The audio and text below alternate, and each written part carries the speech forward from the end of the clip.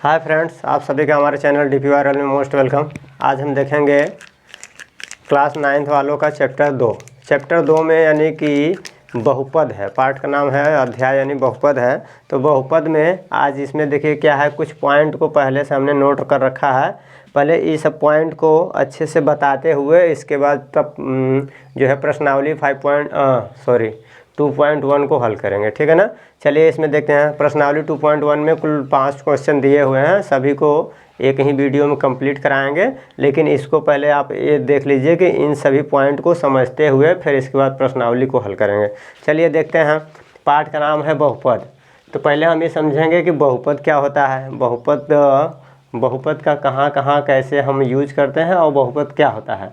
तो बहुपद का मतलब होता है, यहाँ पे परिभाषा इसका लिख दिए हैं पहले से कि बहुपद क्या होता है। बहुपद का मतलब होता है कि चर और अचर के संयोग, ठीक है ना। अब संयोग का मतलब क्या होता है, संयोग का मतलब होता है जिसमें यानी कि जोड़ हो, घटाना हो, गुणा हो और भाग हो, ठीक है ना।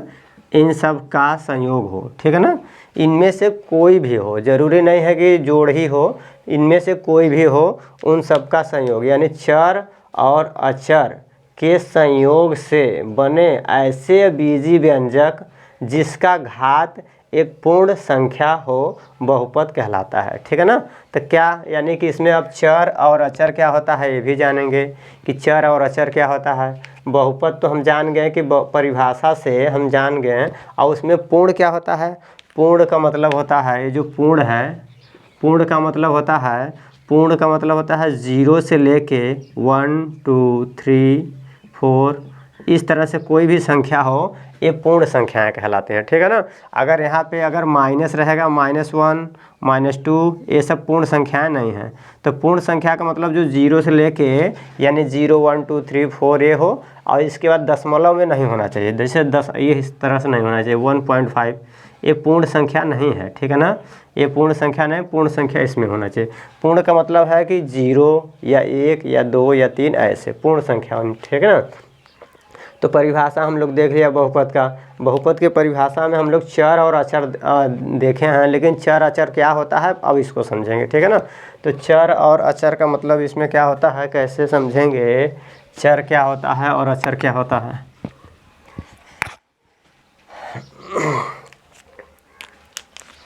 तो पहले देखेंगे चर क्या होता है। चर का मतलब है जिसको इंग्लिश में क्या बोलते हैं, चर यानी कि होता है वेरिएबल।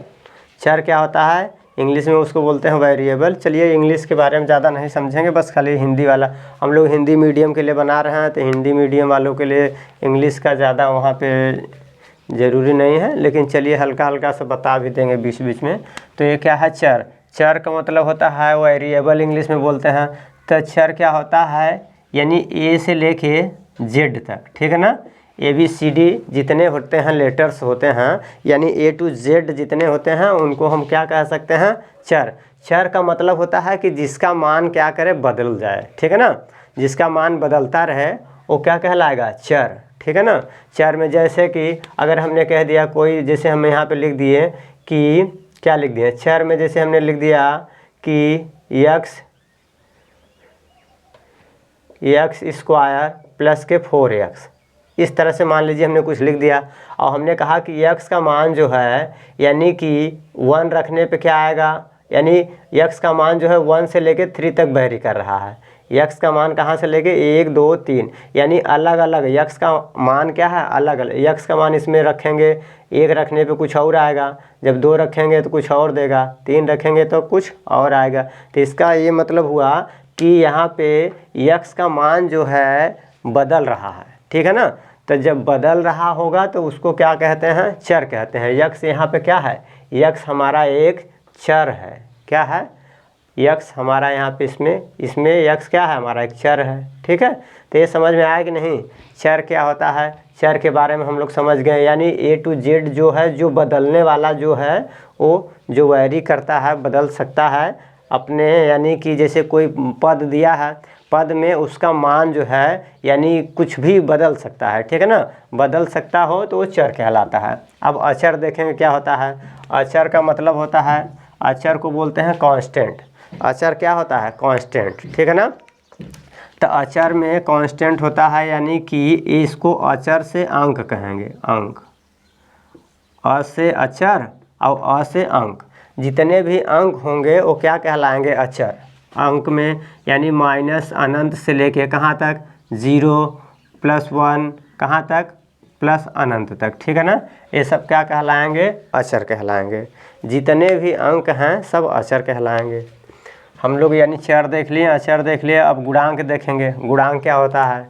गुणांक के बारे में समझेंगे। जैसे गुणांक में देखिए क्या है, कहीं लिखा है 4x² और -3x प्लस के 6, इस तरह से मान लीजिए कुछ लिखा हुआ है बहुपद, ठीक है ना। अब बहुपद ये है हमारा, तो बहुपद में हमने पूछा कि गुणांक। अब गुणांक में क्या पूछ रहे हैं? जैसे हमने गुणांक में पूछ सकते हैं कि x² का गुणांक बताइए। x² का गुणांक क्या होगा? किसका पूछ रहे हैं? x²। इस बहुपद में, ये पूरा बहुपद है, इस बहुपद में x² का गुणांक बताइए क्या होगा? तो x² का गुणांक मतलब x² के साथ किसका गुणा है? 4 का। x² के साथ किसका गुणा है? 4 का गुणा है, तो यही गुणांक हो जाएगा। x² का गुणांक 4, ठीक है ना। यहाँ से हो जाएगा x² का गुणांक 4। अगर इस तरह से दिया हो, जैसे -3x² प्लस के 2x और माइनस के 6 दिया है, अब इसमें x² का गुणांक बताइए क्या होगा? तो इस वाले में x² का गुणांक देखिए, x² के साथ क्या गुणा है? x² के साथ ये -3 का गुणा है। कितने का गुणा है? -3 का। तो यहाँ पे लिखेंगे x² का गुणांक, x² का गुणांक -3। बताइए, गुणांक को इंग्लिश में बोलते हैं कोफिशिएंट, ठीक है ना। तो ये हमारा गुणांक हो गया। आप लोग बताइए समझ में आया कि नहीं?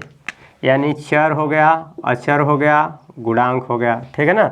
अभी गुणांक में हमने x² का गुणांक निकाले हैं। अब अगर हम कहेंगे x का गुणांक बताइए, अगर इस बहुपद के लिए, ये बहुपद के लिए और एक ये बहुपद है, तो इन दोनों बहुपदों में अगर हम कहेंगे x का गुणांक बताइए, अगर x का गुणांक पूछेंगे, कहेंगे x का गुणांक बताइएगा, तब क्या आएगा? x का गुणांक निकालेंगे तो x के साथ कितने से गुणा है? देखिए x यहाँ लिखा है ना, इसमें अब कहेंगे x का गुणांक बताना है तो x² को छोड़ देंगे, इसको नहीं देखना है, ठीक है ना। x² वाले को नहीं देखना है, हम पूछ रहे हैं x। तो x यहाँ है, x यहाँ है, x का गुणांक, तो x के साथ कितने का गुणा है? चिन्ह के साथ बताना होता है। x के साथ -3, तो -3 का, ठीक है ना। इस वाले में x का गुणांक -3 और इस वाले में x का गुणांक क्या है? +2। तो +2 को लिखेंगे 2, क्या लिखेंगे? 2, ठीक है। इस तरह से बताइए, समझ में आ रहा है? अब अगर हम कहेंगे यानी x का गुणांक हो गया, अब पूछेंगे यानी x⁻0 का गुणांक बताइए। अगर x⁻0 का गुणांक पूछेंगे तब क्या आ जाएगा? तो देखिए यहाँ पे 6 है, तो 6 में अगर x के 0 यहाँ लिख दें और यहाँ x का 0 लिख दें, तो x⁻0 का मतलब होता है 1। क्या होता है? 1। तो इसका मतलब है 6 गुणे 1 है और 6 गुणे 1 है, तो 6 एकम 6 ही तो है, 6 एकम 6, कोई फर्क नहीं पड़ेगा। तो x0 का गुणांक क्या हो जाएगा? तो x0 का गुणांक हो जाएगा यहाँ से, इस वाले में देखेंगे बहुपद में तो +6 यानी 6 लिखेंगे, और इस वाले बहुपद में -6, ठीक है। इस तरह से हम गुणांक निकालेंगे, जिसको इंग्लिश में बता दिए हैं कोफिशिएंट कहते हैं। गुणांक हमारा हो गया, ठीक है ना। अब हमने चर, अचर और गुणांक देख लिया। अब एक पदी देखेंगे क्या होता है। बताइए, यहाँ तक समझ में आया? तो बस ठीक है ना, इसको पॉज करके इसके बाद नोट कर लीजिएगा। चलिए इसको अब इरेज कर रहे हैं।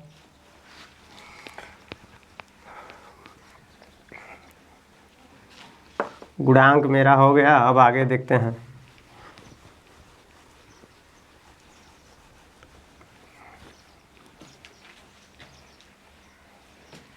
अब हम देखेंगे एक पदी। एक पदी क्या होता है? पद में एक पदी, जैसे लिखा है कि यक्स लिखा है, तो इसमें पदों की संख्या कितने हैं? एक पद है। कितने पद हैं? एक है। अगर हमने कह दिया है यहाँ पे कितने पद हैं, तो इसमें कितने पद हैं? एक पद है। अगर हमने कह दिया x के घाते 4, इसमें कितने पद हैं? तो एक ही पद है, ये पूरा मिला के एक पद होता है। ठीक है। अगर हमने कह दिया यहाँ पे बताइए, हमने कह दिया 4x², इसमें कितने पद हैं? तो पदों की संख्या एक, क्या है? कितने पद हैं? एक पद है। अगर इसी में माइनस लगा दें तब कितने पद हैं? एक ही पद है, ये पूरा मिला के एक पद है। कितने पद हैं? एक पद। तो बस एक पदी समझ में आ गया। एक पदी का एक का मतलब होता है एक माने एक और पद माने पद, तो एक ही पद है इसमें। ठीक है ना। एक पदी समझ में आ गया। तो एक पदी में जैसे हमने लिख दिया x के घाते 100, तो अब इसका मतलब ये 100 नहीं पद होंगे, ये x के घाते 100 है ना, तो ये पूरा मिला के एक पद है। कितने पद हुआ? एक पद हुआ। ठीक है। अब चलेंगे, एक पदी हो गया। अब देखेंगे द्विपदी। तो द्विपदी का मतलब होता है x है, तो इसमें 3 है, तो अगर ये 3 यहाँ लिख दें, इसी में प्लस कर दें, चलो x + 3, तो ये क्या हो गया? अब इसमें देखिए एक पद ये है, एक पद ये है, दोनों मिलके 2 पद हो गए। कितने पद हो गए? 2। और यहाँ लिखा है द्विपदी, पद पूछ रहा है कि कितने पदी, तो यहाँ पे हमारा ये अब दोनों मिला के कितने हो गए? द्विपदी हो गए। जैसे यहाँ लिखा है -4x² प्लस के अगर इसी में 7 कर दें या कुछ भी कर दें, 7x कर दें, ठीक है ना, तो देखिए एक पद ए हो गया और दूसरा पद ए हो गया। ये हमारा क्या हो गया? द्विपदी हो गया। तो द्विपदी का मतलब है इसके घात जो है, चाहे 1 हो, चाहे 2 हो, चाहे 10 हो, चाहे 100 हो, घात से नहीं मतलब होता है, इसका पद गिना जाता है कि एक पद ए है और दूसरा पद ए है, द्विपदी। ठीक है ना। अब आगे देखेंगे, जैसे ये लिखा हुआ है, जैसे ये भी है, देखिए x के घाते 100 एक पदी है, इसी में एक जोड़ दीजिए, ये आपका द्विपदी है। x के घाते 4 है, इसी में 3 कुछ भी कर दीजिए, इसी में प्लस माइनस कर देंगे, तो इसमें देखिए एक पद है, एक पद है, 2 पदी हो गया, 2 पद 2 पद, इस तरह से। तो हमारा यानी 2 पदी हो गया। अब देखेंगे त्रिपदी। क्या देखेंगे? त्रिपदी क्या होता है? तो त्रिपदी का मतलब है x + के 3 है और इसी में कुछ और एक पद लगा दीजिए, 4x लगा दीजिए, कुछ भी। ठीक है ना। तो अब यहाँ पे लेकिन अब इसमें त्रिपदी नहीं होगा, इसलिए कि 4x और एक x जुड़ के 5x हो जाएगा। क्या हो जाएगा? 5x + 3। इसको जब हल करेंगे तो कितना हो जाएगा? देखिए इसको जब हल करेंगे तो 4x एक जोड़ेंगे 5x + के 3, तो ये तो आपका त्रिपदी नहीं है, ये आपका 2 पदी है। कितने पदी हैं? 2 पदी है। ठीक है ना। अब त्रिपदी निकालने के लिए कम से कम उसमें जो है घात, बहुपद का घात 2 करना होगा, तभी त्रिपदी निकाल पाएंगे। तो जैसे देखिए यहाँ पे 2 पद है और इसी में एक x एक और लगा दीजिए, तो देखिए एक पद ए, दूसरा पद ए, तीसरा पद ए, ये त्रिपदी हो गया। कितने पदी हो गए इसमें? त्रिपदी। जैसे यहाँ पे लिखा है -4x² प्लस के 7 और प्लस के इसी में अगर 4 लगा दीजिए, या कुछ भी प्लस या 4 प्लस लगा दीजिए या -4 लगा दीजिए, कोई दिक्कत नहीं, या फिर 0 यहाँ पे 1 कर दीजिए, कुछ भी कर सकते हैं। लेकिन कुछ भी करने का मतलब है x वाला पद और x² वाला पद नहीं रखाइएगा। जैसे अगर ऐसे रख देंगे कि मान लीजिए हमने रख दिया, चलिए 4x, ठीक है ना, तब तो इसका क्या हो जाएगा? ये -4x² और ये दोनों आपस में जुड़ जाएंगे, तो 4 7 4 11, तो आपका हो जाएगा -4x² और प्लस के 11x हो जाएगा। तो एक पद है, 2 ही पद होगा ना, त्रिपदी नहीं हो पाया इसमें। ठीक है ना। तो इसलिए यहाँ पे कोई कांस्टेंट लगाइए। देखिए x² पहले से लिखे हैं, x यहाँ लिखेंगे, यहाँ पे x वाला 0 पद कर, यानी x का घात 0 कर देंगे, तो यानी 3 पद, 1 पद 2 पद 3 पद हो जाएंगे। ठीक है ना। और ये आपका 3 पदी नहीं है। ठीक है ना। समझ में आया कि नहीं? अब यहाँ पे ये 3 पदी है, ये 3 पदी है, इसमें अगर इसी में -3x² कर देंगे तो ये भी 3 पदी हो जाएगा। ठीक है ना। लेकिन ये जो है 3 पदी नहीं है। ठीक है ना। बताइए यहाँ तक समझ में आया? ठीक है। जब यहाँ तक समझ में आ गया तो इसका मतलब त्रिपदी हो गया। अब त्रिपदी हो गया तो अब शून्य बहुपद देखेंगे क्या होता है। शून्य बहुपद, इसको इरेज कर रहे हैं।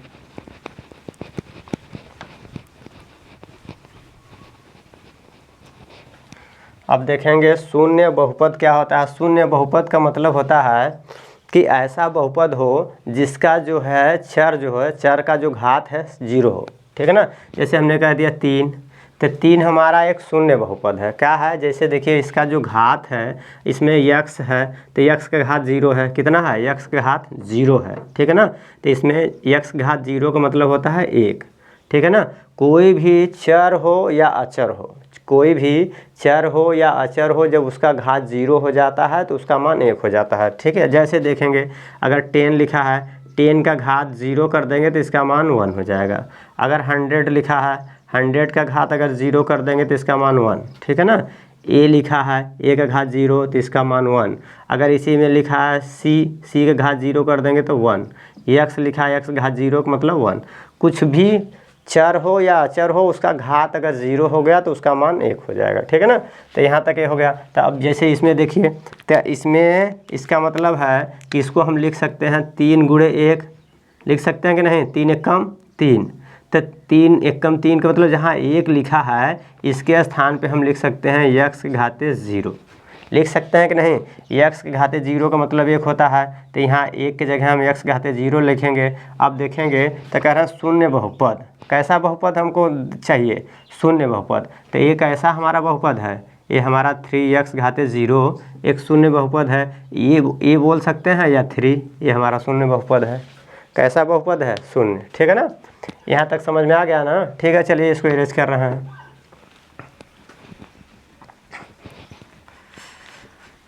शून्य बहुपद हो गया। ठीक है ना। अब इसके बाद हम देखेंगे रैखिक बहुपद क्या होता है। अब हम शून्य बहुपद देख लिए हैं, अब रैखिक बहुपद देखेंगे क्या होता है। रैखिक बहुपद का मतलब होता है ऐसा बहुपद हो जिस बहुपद का जो घात है 1 होना चाहिए। ठीक है ना। 1 से अधिक हो गया तो वो बहुपद रैखिक बहुपद नहीं कहलाएगा। जैसे में देखिए, जैसे में लिखा है x + के 4, एक ऐसा बहुपद है। देखिए पद तो 2 हैं, 1 और 2 पदों की संख्या 2 है, लेकिन इस पदों में, इस बहुपद में इसका घात तो 0 है और इसका घात 1 है। तो यानी कि इसका मतलब ये है कि ये किस टाइप का बहुपद है? ऐसा बहुपद जिसका घात अधिक से अधिक 1 हो, वो क्या कहलाता है? रैखिक बहुपद। कैसा बहुपद? रैखिक बहुपद कहलाता है। इंग्लिश में बोलते हैं लीनियर पॉलिनोमियल। ठीक है ना। ये हो गया हमारा रैखिक बहुपद। जब रैखिक बहुपद हो गया, अब द्विघाती बहुपद देखेंगे। तो द्विघाती का मतलब होता है, रैखिक का मतलब होता है 1 हो गया और द्विघाती का मतलब होता है 2। द्विघात। ठीक है ना। यहाँ पे लिखा तो है, यानी द्वि का मतलब 2 और घात का मतलब घात, 2 घात होना चाहिए। ऐसा बहुपद जिसका घात 2 होना चाहिए। ठीक है ना। तो जैसे ऐसे लिखा हुआ है x² + के 4x। ठीक है ना। ये किस टाइप का है? देखिए इसका घात 2 है। ठीक है ना। और इसका घात 1 है। ठीक है ना। और प्लस के कुछ भी लिख सकते हैं या ऐसे रहने दीजिए, कोई दिक्कत नहीं है। अगर हम कहें इस तरह से, बताइए ये द्विघाती बहुपद है? हाँ, द्विघाती बहुपद है। ठीक है ना। अब अगर हम पूछें कि ये बताइए 4x² और प्लस के 3, ये द्विघाती बहुपद है? हाँ है, ये भी द्विघाती बहुपद है। कैसे पता चल रहा है? कि देखिए इसमें पद तो 1 और 2 पदों की संख्या से नहीं मतलब है। इसमें ये देखा जाता है कि इस पूरे बहुपद में, ये पूरे बहुपद में घात अधिक से अधिक कितना है? तो अधिक से अधिक घात देखिए x घात 2 है। तो इसका मतलब है ये द्विघाती बहुपद है। ठीक है ना। अगर हमने कह दिया x घाते 4 + के मान लो 2, ये बताइए द्विघाती बहुपद है? आप लोग सोचिए कि ये द्विघाती बहुपद है कि नहीं है। तो इसमें देखिए पद तो 1 और 2, पद 2 हैं। पद कितने हैं? 2 हैं। लेकिन घात देखिए कितना है? इसका घात तो 0 है, इसका घात जो है 4 है। घात कितना है? 4 है। तो इसका मतलब है ये जो है द्विघाती बहुपद नहीं है। ठीक है ना। द्विघाती का मतलब घात 2 होना चाहिए। ठीक है। यहाँ तो हो गया, हम लोग द्विघाती समझ लिए। ठीक है ना। अब इसके बाद द्विघाती हो गया तो त्रिघाती देखेंगे। त्रिघाती का मतलब होता है ऐसा मतलब बहुपद हो जिसका घात मैक्सिमम यानी अधिक से अधिक 3 होना चाहिए। ठीक है ना। तो चलिए देखते हैं त्रिघाती।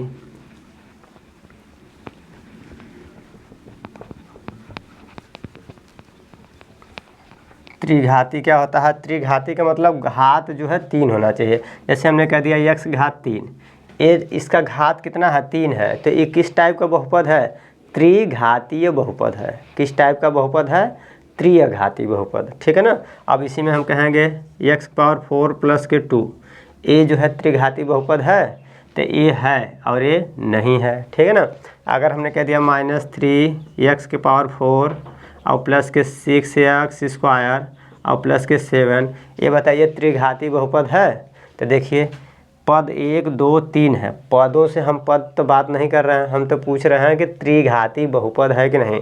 तो बहुपद तो है, ये बहुपद है, लेकिन इसका घात देखिए, इसका घात 0 है, इसका घात 2 है, इसका घात 4 है। तो इस पूरे बहुपद में घात अधिक से अधिक कितना है, घात 4 है। कितना है, 4। तो हमको ये त्रिघाती नहीं है, ये चतुर्थ घाती हो गया। कितना हो गया, चतुर्थ घाती। हमको त्रिघाती की बात कर रहे हैं। तो त्रिघाती का मतलब होता है, यहाँ पे देखो, चलो अभी बता देते हैं त्रिघाती कैसे पहचानेंगे, ठीक है ना। यहाँ से ये समझ ये नहीं है। अब देखो, हमने कह दिया कि मान लीजिए -4/3 x घाते 3 प्लस के 2x² इतना दिया है। अब बताइए ये त्रिघाती है, तो यहाँ पे x घात 3 है, x घात 2 है। तो इसका मतलब है इस पूरे बहुपद में अधिक से अधिक घात कितना है, 3 है। अधिक से अधिक जब 3 घात है, इसका मतलब ये त्रिघातीय बहुपद है, ठीक है ना। इस तरह का हो जाएगा। अगर इसी में हम अगर ऐसे लिख दें,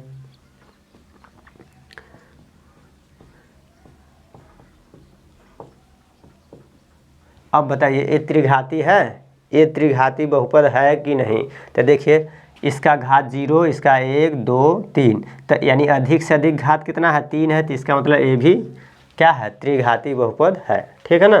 तो त्रिघाती हमने देख लिया, ठीक है ना। अब देखेंगे एक चर में बहुपद। क्या देखेंगे, एक चर में बहुपद। अब देख लेते हैं एक चर में बहुपद। तो एक चर में बहुपद का मतलब होता है कि ऐसा बहुपद हो जिसमें एक ही चर हो।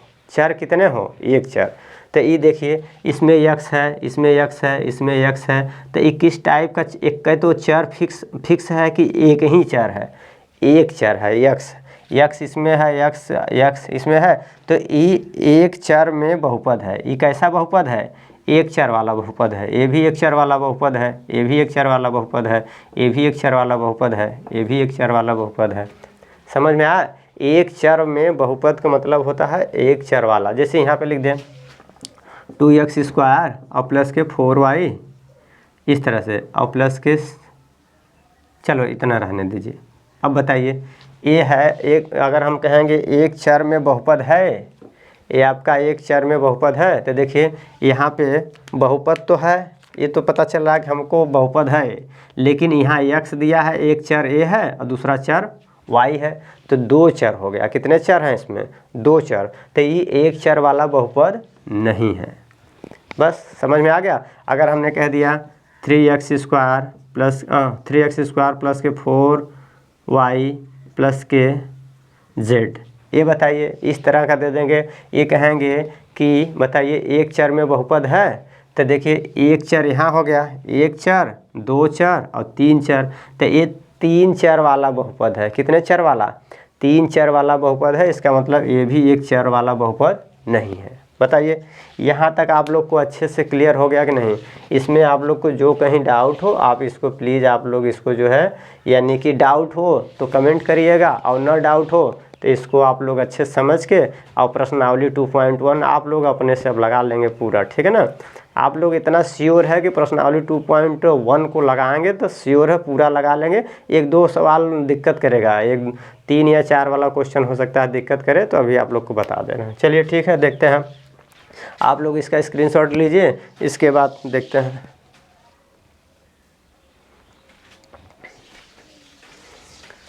प्रश्न नंबर 1 देखिए। प्रश्न नंबर 1 में जितने सवाल दिए हैं, इसके पहले हम आप लोग को बेसिक बताए हैं ना, तो बेसिक बताए हैं तो ये आप लोग जो है अपने से कर लेंगे, लेकिन एक बार हल्का सा देख लीजिए। जैसे देखते हैं, कह रहे हैं कि क्या, निम्नलिखित व्यंजकों में कौन कौन एक चर में बहुपद है। कौन सा एक चर में बहुपद हैं और कौन कौन नहीं है, कारण के साथ अपने उत्तर दीजिए, ठीक है ना। तो चलिए इसको हल करते हैं। देखिए कह रहे हैं कि कौन कौन से एक चर में बहुपद है। तो एक चर वाला बहुपद ये है आपका, एक चर में बहुपद है, ये आपका एक चर वाला बहुपद है।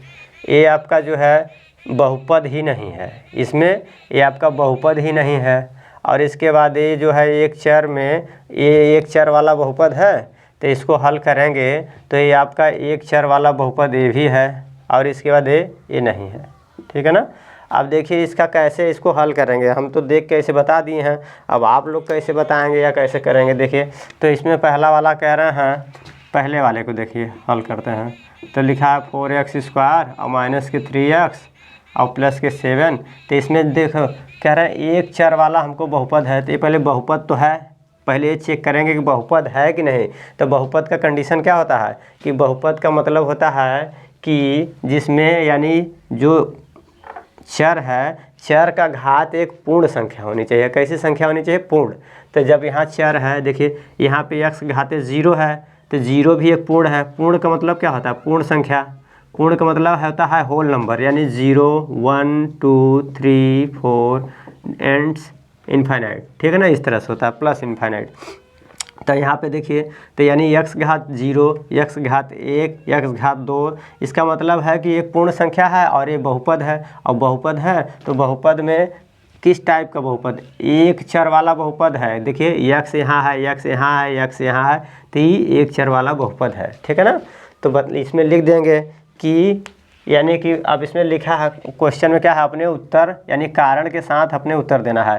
तो कारण के साथ देना है, तो कारण इसमें क्या लिखेंगे कि यानी कि इस बहुपद में x एक चर वाला बहुपद है, ठीक है ना। इस तरह से कारण लिख दें। कारण का मतलब ये हो जाएगा, कारण आपका क्या है, इस बहुपद में,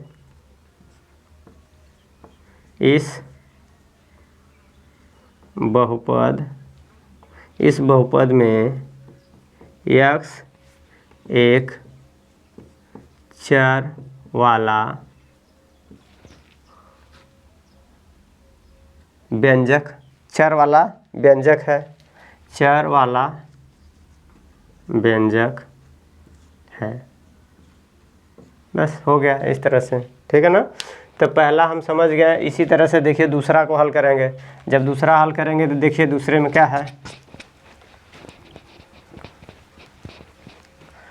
दूसरा कह रहे हैं सेकेंड वाले में y² और प्लस के √2।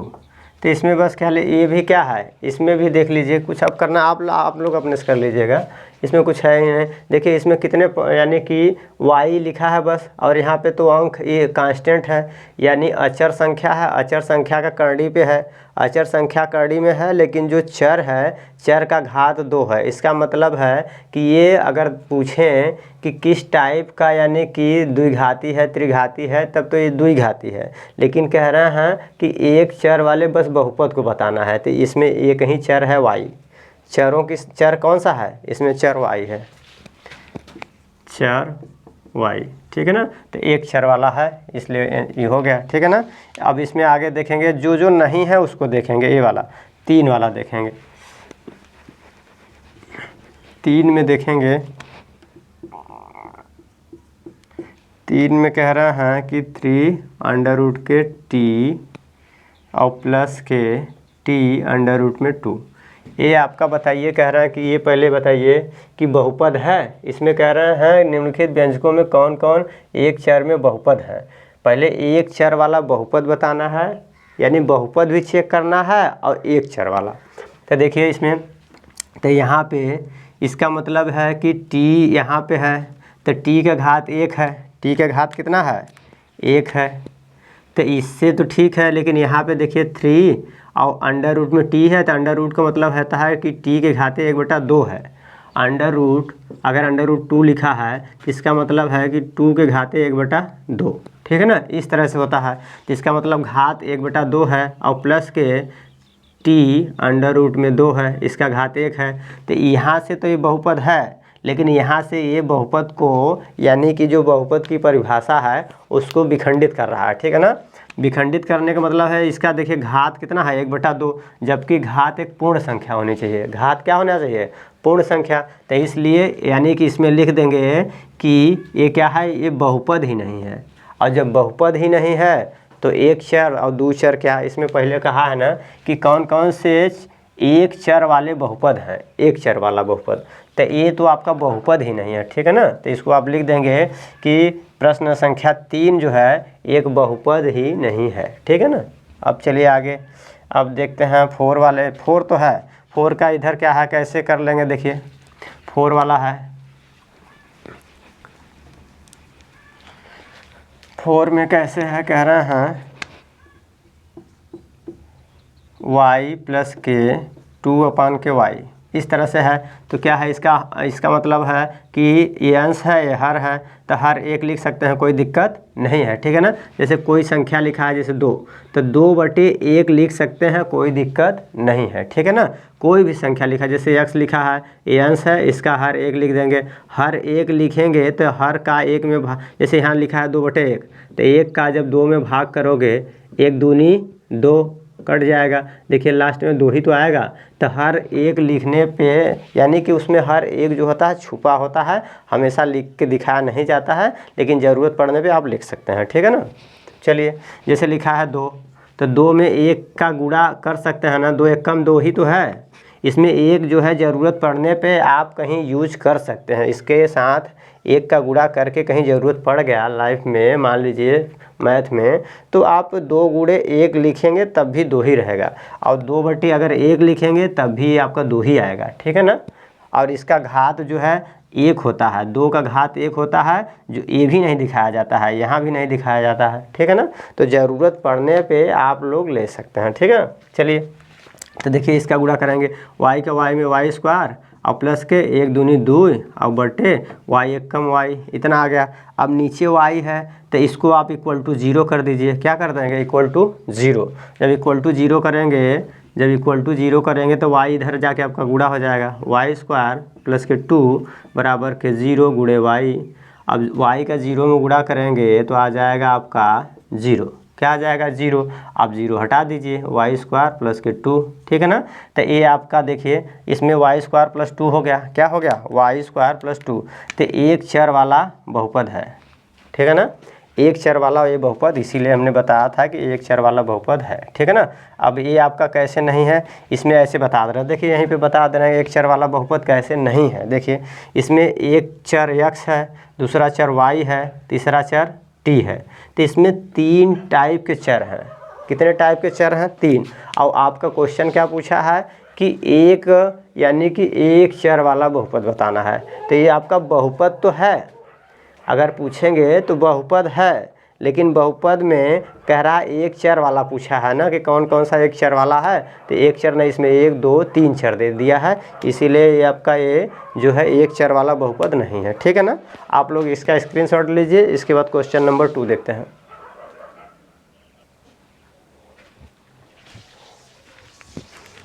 प्रश्न नंबर 2 में देखिए कह रहे हैं कि निम्नलिखित में से प्रत्येक में x² का गुणांक बताना है। क्या बताना है, x² का गुणांक, यानी कि 4 पार्ट दिया है, इसमें सभी में x² का गुणांक बताना है। तो चलिए देखते हैं गुणांक कैसे निकालेंगे। x² का गुणांक निकालेंगे तो क्या हो जाएगा, गुणांक निकालना अभी बताए हैं ना कि कैसे निकाला जाता है। तो बस गुणांक देखिए इसमें देखिए हम ऐसे डायरेक्ट लिख दे रहे हैं, x² का गुणांक, x² का अगर गुणांक 1 में देखेंगे तो 1 में कितना आएगा, देखिए हम डायरेक्ट लिख दे रहे हैं x² का गुणांक, क्वेश्चन नंबर 1 में देखिए कितना आएगा, x² का गुणांक यहाँ कितना है, 1 है, कितना है 1। दूसरे में देखिए कितना आएगा, दूसरे में x² का गुणांक -1। तीसरे वाले में देखिए, तीसरा, चौथा, तीसरे वाले में देखिए x² का गुणांक कितना है, ये है π/2। और इस वाले में x² कहीं है, इस वाले में तो फोर्थ वाले में x² है ही नहीं, वो पद ही नहीं है, तो इसका मतलब 0, ठीक है ना। बताइए समझ में आया। अब जो नहीं समझ में आया होगा आप लोग, शायद हमको तो लग रहा है फोर्थ वाला नहीं समझ में आया होगा, बाकी तो आप लोग सब समझ गए होंगे। देखिए चलिए फोर्थ वाले को समझा दे रहे हैं फिर से। ये वाला इसमें कह रहे हैं, क्या कह रहे हैं, फोर्थ वाले को देखिए फिर से अच्छे से समझा रहे हैं, आप लोग समझिए। देखिए यहाँ पे लिखा है √2x - 1। इसमें कह रहे हैं कि x², तो x² इसमें कहीं है, इस वाले फोर्थ में, यानी x² कहीं है, बताइए। जब x² है ही नहीं, वो पद ही नहीं है, तो उसका गुणांक क्या होगा, 0 होगा। अब कैसे, देखिए इसको हम कहेंगे, अगर x का गुणांक पूछेंगे तो ये आ जाएगा, x का गुणांक पूछेंगे कि अगर पूछ रहे हैं किसका, x² का गुणांक, तो इसमें हम इसको ऐसे भी लिख सकते हैं, √2 एक्स और -1 और प्लस के एक्स स्क्वायर और गुणे 0 ऐसे लिख सकते हैं, ठीक है ना। तो जब इस तरह से लिखेंगे तो देखिए एक्स स्क्वायर का गुणांक 0 से जब एक्स स्क्वायर का 0 में गुणा करेंगे तो 0 ही है, क्या है इसको मतलब 0 ही तो है। इसको ऐसे लिख सकते हैं -1 और प्लस के 0, 0 का मतलब कुछ नहीं तो इसका यानी एक्स स्क्वायर का गुणांक 0, ठीक है ना। यहाँ भी देखिए एक्स स्क्वायर का गुणांक कितना है 0 है, ठीक है ना। बस यहाँ से हो गया, यानी कि क्वेश्चन नंबर 2 हो गया। अब इसका स्क्रीनशॉट लीजिए और नहीं तो अपने से पॉज करके नोट कर लीजिए।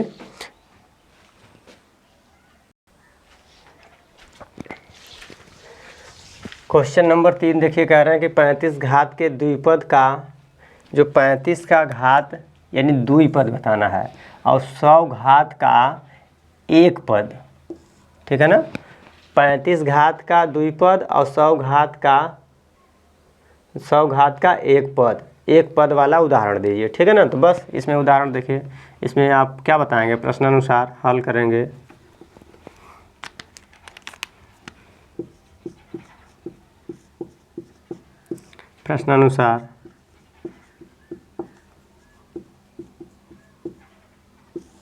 प्रश्नानुसार में क्या लिखेंगे, यानी कि 35 घात का द्विपद, कितना पद द्विपद, तो द्वि के मतलब एक्स के घाते 35, ई तो पद एक है, इसी में आप कुछ भी जोड़ दीजिए, एक जोड़ दीजिए। आप ऐसे भी एग्जाम्पल दे सकते हैं, या एक्स घाते 35 और प्लस के 2 लिख सकते हैं, एक्स घाते 35 और इसके आगे पहले 4 भी लगा सकते हैं, 4x घाते 35 -3।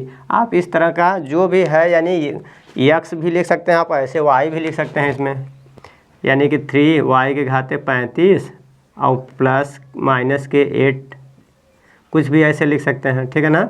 लेकिन जो यानी कि जो चर है, चर का घात 35 होना चाहिए, कितना होना चाहिए, चर का घात 35। इस तरह से आप ढेरों एग्जाम्पल, बहुत सारे अनलिमिटेड एग्जाम्पल दे सकते हैं, ठीक है ना। तो यानी 35 घात का द्विपद, कितना पद, तो इसमें पद 2 है, देखिए एक पदे है दूसरा पदे है, एक पदे है दूसरा पदे, एक पदे है दूसरा पदे, एक पदे है दूसरा पदे है, इस तरह से, ठीक है। तो हमने देख लिया 35 घात का द्विपद वाला हो गया। अब 100 घात का एक पद, ठीक है ना। अब दूसरा देखेंगे 100 घात का एक पदी, ठीक है ना। तो यानी कि हम देखेंगे जब 100 घात वाला, 100 घात का एक पदी, जब 100 घात का एक पदी देखेंगे तो यानी कि कुछ भी लिख लो, x घाते 100, ठीक है ना। और एक ही पद होना चाहिए, तो एक पद हो गया, ऐसे भी दे सकते हैं आप, या फिर ऐसे लिख सकते हैं 2x घाते 100, ठीक है ना। या फिर लिख सकते हैं, क्या लिख सकते हैं, यानी 4x घाते 100, या फिर लिख सकते हैं 5y के घाते 100, ठीक है ना। पद एक ही है, देखिए पद एक है, पद एक ही है, ठीक है ना। लेकिन जो है इसमें घात कितना है 100, ठीक है ना। आप जो भी लिखेंगे ऐसे का भी मत लिख दीजिएगा कि जैसे कि y के घाते 100 और प्लस के z, ठीक है ना। तो इसमें यानी यानी कि चर 2 हो गया, ठीक है ना। इसमें 2 चर वाला हो गया ना, लेकिन यहाँ पे कह रहा 100 घात के एक पदी का एक उदाहरण देना है, ठीक है ना। तो एक जो है एक उदाहरण आप एक ये ले लीजिए, चाहे ये ले, कुछ भी ले सकते हैं, ठीक है ना। समझ में आ गया कि नहीं। तो इस तरह से हम तो बहुत सारे उदाहरण दे दिए हैं, आप इसमें से एक ही उदाहरण लिखेंगे और ये आपका जो है आंसर जो है मैच नहीं करेगा, ठीक है ना। आप पीछे मैच कराएंगे तो मैच नहीं करेगा, कुछ हो सकता है उसमें कुछ और दिया हो, ठीक है ना। चलिए आप इसको जो है स्क्रीनशॉट लीजिए।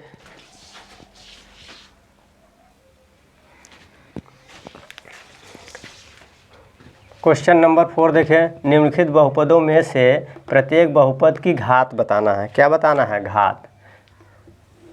तो चलिए देखते हैं प्रत्येक बहुपद, यानी पहले वाले में कह रहा है कि यानी कि इसमें है यानी प्रत्येक बहुपद की घात का मतलब जैसे बहुपद है, जैसे लिखा है ax² प्लस के bx प्लस c, इस तरह का बहुपद दिया है। तो इसमें बताइए घात कितना है। तो अगर पूछेगा बहुपद की घात, तो बहुपद की घात पूछेगा तो जो है यानी कि देखिए x ये लिखा हुआ है, तो जो यक्स लिखा है यानी कि जो चर होता है उसका घात बताना होता है, ठीक है ना। तो चर में इसका घात 1 है, इसका घात 2 है, तो आप कहोगे 1 घात इसका 2 घात इसका, ऐसे नहीं बताना होता है। बहुपद में सबसे अधिक जो घात होता है यानी वही घात बताया जाता है। अगर पूछेगा बहुपद का घात तो बहुपद का घात 2। अगर पूछेगा सभी प्रत्येक बीजीय व्यंजक में प्रत्येक पद का, अगर पूछेगा प्रत्येक पद का घात बताओ तो इसका घात, इस पद का घात 2 है, इस पद का घात 1 है, इस पद का घात 0 है, ऐसे, ठीक है ना। तो समझ में आ रहा है। अगर पद का पूछेगा घात तो अलग होगा, पूछेगा कि बहुपद का घात बताओ, जब बहुपद की घात पूछेगा तो उसमें सबसे ज़्यादा जो सबसे बड़ा घात होगा वही बताते हैं, ठीक है ना। अगर पूछेगा पद का घात बताओ तो पद का मतलब अलग अलग हो जाएगा। बताइए समझ में आ रहा है ना। तो बस, तो हम इसमें क्वेश्चन में देखिए, पढ़िए क्या लिखा हुआ है कि निम्नलिखित बहुपदों में से प्रत्येक बहुपद की घात बताना है। तो इस बहुपद की घात इसमें देखेंगे तो देखिए इसका घात 1 है, इसका घात 2 है, इसका घात 3, तो मैक्सिमम अधिक से अधिक घात 3, ठीक है ना। इसका घात देखेंगे दूसरे वाले का, तो दूसरे वाले का घात देखेंगे तो 2, तीसरे वाले में देखेंगे, तीसरे वाले का देखिए घात कितना है, इसका घात 1 है और इस पर घात 0 है तो इसका घात 1। चौथे वाले में देखिए, फोर्थ वाले में क्या है, इसका घात क्या है, इसका घात 0। कैसे 0 हुआ, अभी बताए थे आप लोग को सवाल में कि कोई जैसे 3 लिखा हुआ है तो 3 को आप लिख सकते हैं 3 गुणे 1 लिख सकते हैं कि नहीं, और 3 गुणे 1 और 1 बराबर के होता है x घाते 0, तो इसका मतलब है 3 गुणे x घाते 0, और इसके मतलब ये हो गया कि इसका घात कितना है, 0 है, ठीक है ना।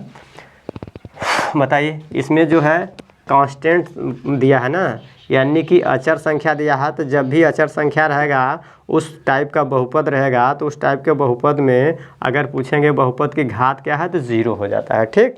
बताइए समझ में आ रहा है ना आप लोग को। चलिए ठीक है, यहाँ तक हो गया। अब इसको जो है आप लोग इसका स्क्रीनशॉट लीजिए।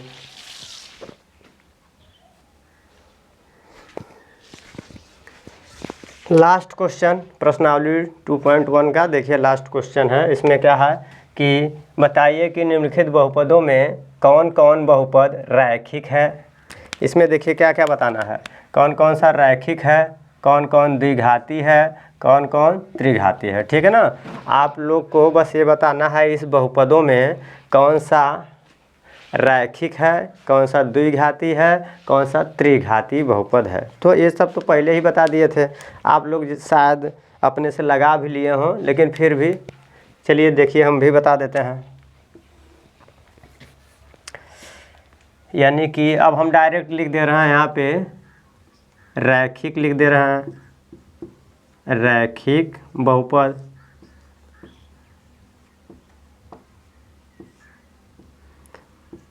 द्विघाती,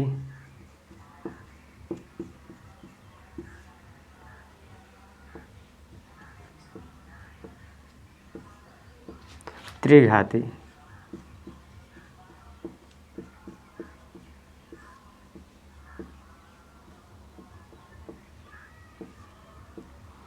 तो इसमें देखेंगे कौन सा रैखिक है, कौन सा द्विघाती है और कौन सा त्रिघाती है, ठीक है ना।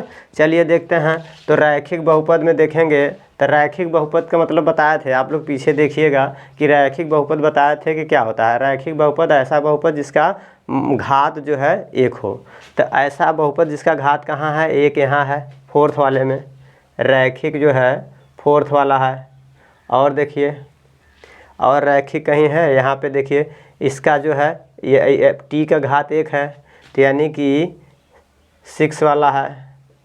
और देखेंगे और कहीं है रैखिक में, ये आपका एक ये हो गया, और इसके यानी कि कौन सा फोर्थ हो गया, और इसके बाद फिफ्थ हो गया, ठीक है ना। सॉरी फिफ्थ वाले में है, ये यहाँ पे 5 नंबर पे है, ठीक है ना। यानी 4 और 5 जो है रैखिक हो गया। अब देखेंगे द्विघाती बहुपद, तो द्विघाती बहुपद में कौन कौन सा है, ऐसा बहुपद जिसका घात क्या है, अधिक से अधिक 2 होना चाहिए। तो द्विघाती में देखिए ए वाला है 1 वाला, तो द्विघाती में 1 हो गया। और कौन सा है द्विघाती में 3 वाला है, 3 नंबर। और देखेंगे द्विघाती में एक ये है आपका ए वाला, यानी कि 6 नंबर, 6 नंबर। और कहीं है द्विघाती में? नहीं, ठीक है ना। द्विघाती हो गया। अब देखेंगे त्रिघाती। कौन सा देखेंगे? त्रिघाती। त्रिघाती का मतलब ऐसा बहुपद जिसका घात मैक्सिमम अधिक से अधिक कितना होना चाहिए? 3 होना चाहिए, ठीक है ना। यानी 3 घात होगा तभी वो त्रिघाती कहलाएगा, ठीक है। तो देखिए एक ये है आपका त्रिघाती 2 नंबर पे। और कहीं ये हो गया आपका, और इसके बाद एक ये है 7 नंबर का, ये हो गया, ठीक है ना। सभी हो गया ना, यानी कि 2 और 3 5 और 5 2 7 सभी हो गए हैं, ठीक है ना। इस तरह से है। अब शायद हमारे बताने से पहले आप लोग कर लिए हों, लेकिन फिर भी हमने बता दिया है कि आप लोग कहीं डाउट में ना रहें। चलिए, और लास्ट तक वीडियो को वॉच करने के लिए थैंक यू। और जो है इस चैनल पे आप लोग को यानी मैथ का क्लास जो है 6 से लेकर 12 तक के सभी मैथ मिलेंगे, लेकिन अभी जो है क्लास 9th और 10th वालों का अभी बन रहा है। आगे थोड़ा सा कुछ टाइम के बाद फिर इसके बाद 11th 12th सब वीडियो बनेगा, ठीक है। Okay, thank you.